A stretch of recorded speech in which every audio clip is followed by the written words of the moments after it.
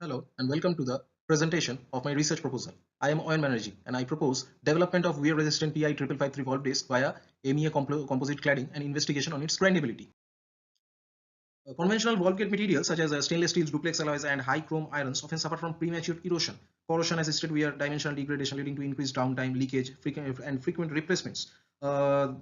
Pitting and crater formation also takes place due to repeated particle strikes, corrosion, erosion, synergy in acidic slurry environments, spalling at weak or unprotected regions. So this justifies the need for high strength corrosion resistant base material like TI 5553, hard and tough surface layer which can be imparted via laser cladding and surface grinding to ensure tight sealing and removal of the track irregularities. So TI 5553 is a candidate which is having excellent fatigue strength, corrosion resistance and relatively low density, and thus can be considered as a potential candidate for lightweight applications, but it has also got limited erosive wear resistance in the raw form, particularly against high angle, high velocity slurry impacts. Thus, the use of MEA composite coatings such as silicon, chromium, iron, cobalt, tungsten 80% weightage plus TiCN 20% via laser cladding will form a solid solution matrix with high hardness and thermal stability, along with TiCN providing high erosion and corrosion oxidation resistance with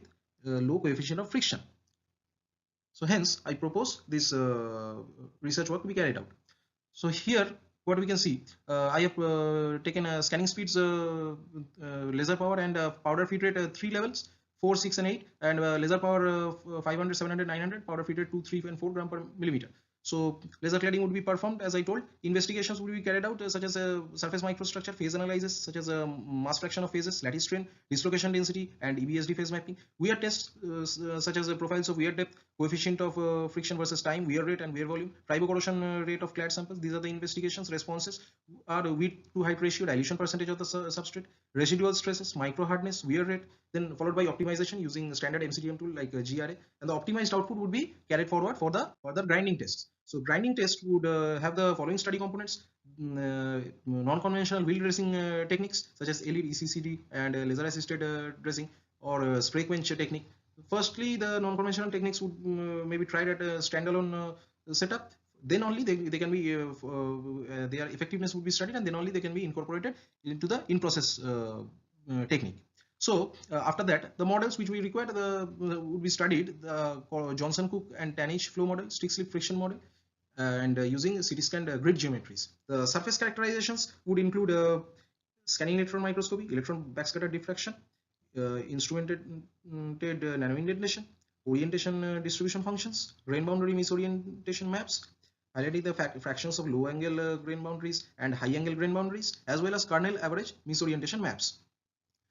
So after that, responses would be studied like grinding forces, specific grinding energy, grinding ratio, surface roughness. So these are the objectives. Objective 1, laser cladding. Objective 2, the investigations on wear percentages, tribocorrosion rates as I told.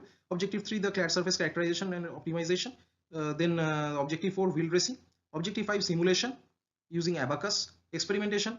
Then machine learning based prediction using XGB regressor or random forests.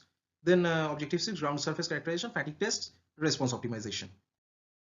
This is the flow chart. What needs this is already I mentioned.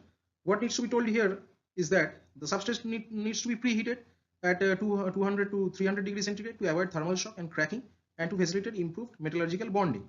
After that, laser cladding should be done. Then followed by the investigations and response recordings and optimization.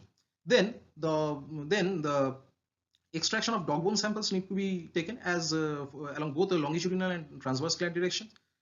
Since constitutive model parameters for the laser clad layer are not available, so high temperature compression testing should be performed. Hence, dog bone samples are necessary. So after that, then the optimized output is to be considered for further grinding tests. The grinding would include again an FCC design, an abacus would be employed for simulations, then experimental trials, detailed study and comparative error analysis of the responses. Then optimization using MCDM, optimization using meta heuristics, and coupled MCDM and meta heuristic algorithm techniques may be employed, followed by confirmation tests. So these are the significances. What we can see: increased micro hardness, wear resistance and erosion resistance, high quality ground surfaces, tight tolerances, minimized leakage, significant mass savings, extended operational life. We can form a cladding grinding digital twin framework, and this is the work timeline, and these are the facilities which I would require for the work to be carried out. Thank you.